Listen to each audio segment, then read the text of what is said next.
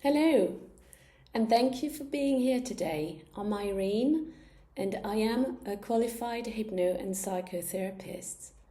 I'm here today to introduce you to how hypnotherapy works and how it could help you to feel and generally cope better with life and the spanners that it sometimes throws at us.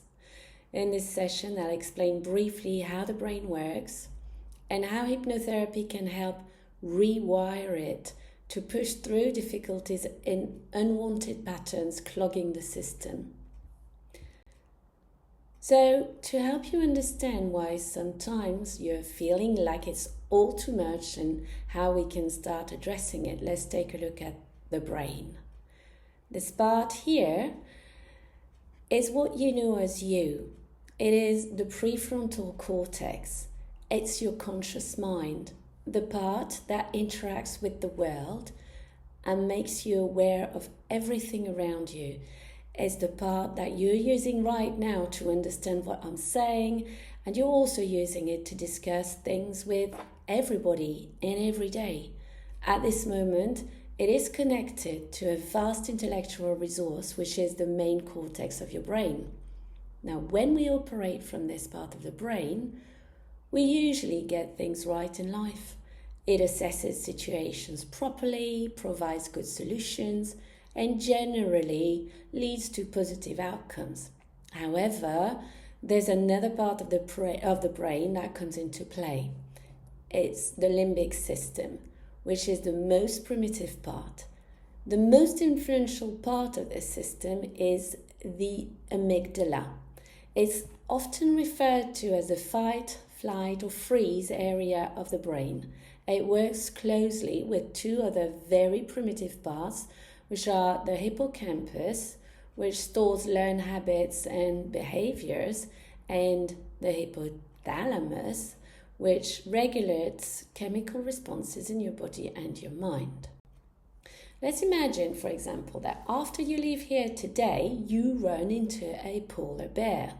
What would happen? Your anxiety would spike and you would lose control of your intellectual brain and quickly shift to your more primitive emotional brain. So you'd start sweating, your heart rate would increase, your stomach might churn, and you'd be running for your life. In that case, this response is completely appropriate and you'd be glad that it actually kicked in. But unfortunately, this same response happens in everyday life. When our anxiety rises, and this is often a very gradual process, we lose intellectual control and the primitive brain takes over. And when this happens, anxiety, depression, and anger are common ways the primitive mind tries to protect us. Our ancestors lived by this primitive brain. If they saw snow or danger outside the cave, they would stay inside, pull a bearskin over their heads, and avoid the outside world until things calmed down. This reaction would likely be seen today as part of the symptoms of depression. Now, the primitive mind is a negative mind. It's always looking at things from the worst possible perspective because that's how it ensures self-preservation. For instance, if you saw a polar bear, you wouldn't think, oh, it's okay, it's probably full from his last meal. No, you would think, this is bad. It's going to attack me. And while this is great if you run into a polar bear, it's not so helpful when a bank statement arrives or you've had an argument. The primitive mind is obsessional, so if you encounter that polar bear or that pile of invoices, you're going to keep thinking about it. You're going to keep checking your surroundings, always on high alert. Especially important, that is, if you struggle with things like OCD. It's also very vigilant. The mind stays on red alert because it believes danger is everywhere. And since the primitive brain is not intellectual, then it can't come up with new ways of behaving. It's always falling back on previous patterns. So if what worked yesterday helped you survive, the brain encourages you to do it again. So how does anxiety fit into all this? Well, anxiety is actually caused by negative thinking. It's not necessarily the events in our lives that make us anxious. It's the way we think about these events. So if it were the situation itself, then everyone in similar circumstances would experience the same anxiety. But we know that's not true. So it must be our thought patterns that are creating these feelings. Every negative thought gets converted into anxiety.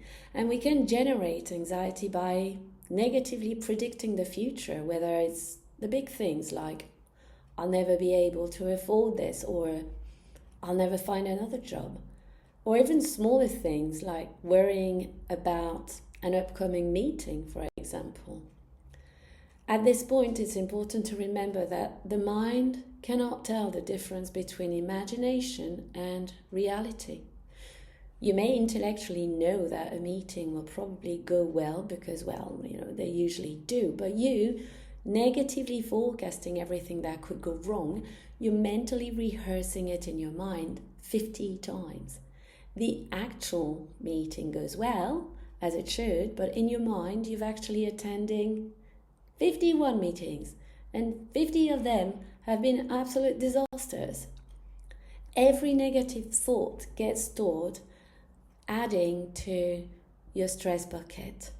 Fortunately, we have a way to empty that bucket. It's REM sleep, or rapid eye movement. During REM, we process the events of the day, moving them from the primitive brain to the intellectual brain, where we can turn them from emotional memories into narrative memories. These are now things that we have control over. You've probably experienced this. Somebody upsets you in the afternoon and you can't seem to shake it off. But by the next morning, after your REM sleep, the event may not be so emotionally charged anymore. You might still think about it, but with more perspective. It's great to wake up with an empty stress bucket, starting the day without anxiety, anger, or depression. But not everyone does. Sometimes the stress builds up so much that the bucket overflows. And there are two main reasons for this. REM sleep is only about 20% of our sleep patterns. So if we try to overdo it, the mind may wake us up.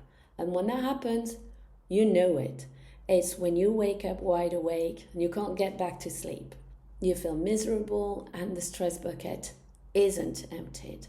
So now we're caught in a vicious circle. We wake up with a full stress bucket and less intellectual control to cope with the day.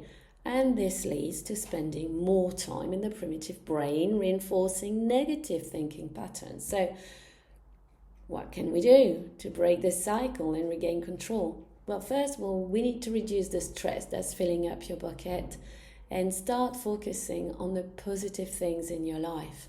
And we also need to improve your sleep patterns so that REM can work more efficiently.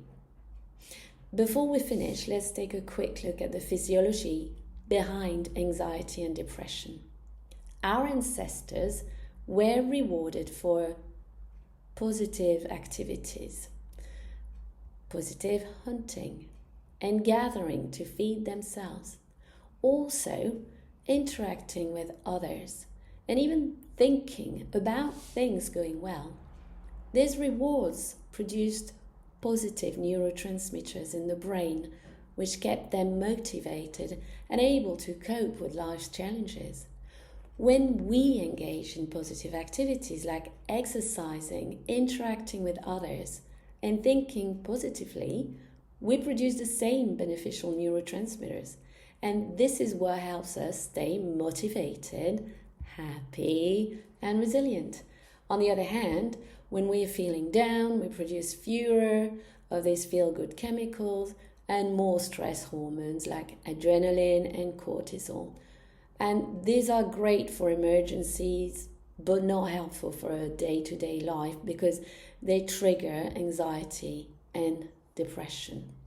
Now, to regain control, We need to focus on being active, positive, and proactive, because this is going to help us produce those positive neurotransmitters and break the cycle of negativity. Hypnotherapy is a powerful tool in this process, because through trance, we can align the conscious and the subconscious minds, helping you access the best version of yourself. Change happens quickly, usually 8 to 12 sessions, sometimes more, sometimes less. During our free initial consultation, we talk about you and your goals. There's a medical questionnaire where I ask you a few questions about your current habits and what you would like to achieve in our work together. Afterwards, we establish a plan of action, and every week we update it through talk therapy and embed it with trends. Eventually, you start feeling more confident, more balanced, and generally happy with the decisions you are making, because they align with your expectations. When you've reached the desired outcome, you're ready to continue your story and write new chapters with the knowledge that you are heading in the right direction. So if you have any questions, don't hesitate to reach out online through my website, that's ulysseshypnotherapy.com, or simply give me a call to book your free initial consultation. I'm glad you came. I'm Irene, Ulysses Hypnotherapy, and I'm with you for the journey.